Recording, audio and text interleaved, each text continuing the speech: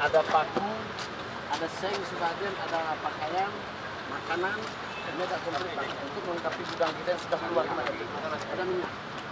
Karena kemarin sudah keluar dibagi ke masyarakat.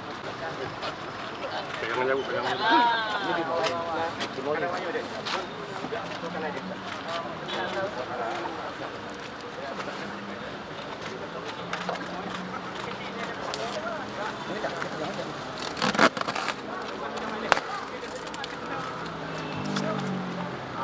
Kan keren kan?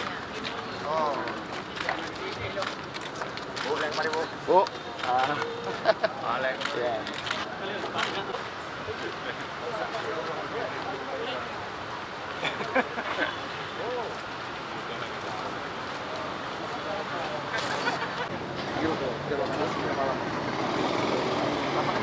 Baik. Jempasnya dari bawah.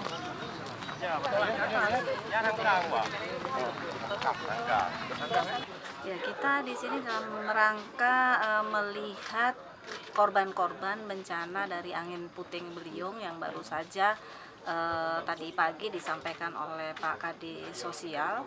Dan ini kita langsung atas perintah Pak PLT Gubernur, kita langsung menurunkan bantuan-bantuan sekaligus melihat di lapangan kondisi-kondisi nyata apakah udah sesuai gitu yang bantuan yang kita turunkan dengan kebutuhan di lapangan.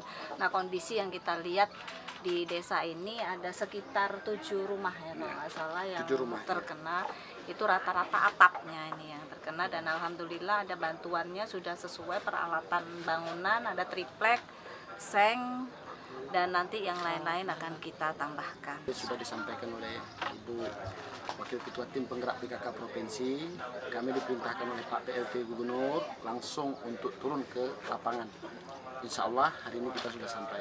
Adapun bantuan yang selama ini sudah disalurkan, mungkin saudara-saudara kita sudah menerima yang disalurkan oleh Pak Bupati mungkin dan Kepala Dinas Sosial Kabupaten di sini, ya berupa sandang dan pangan.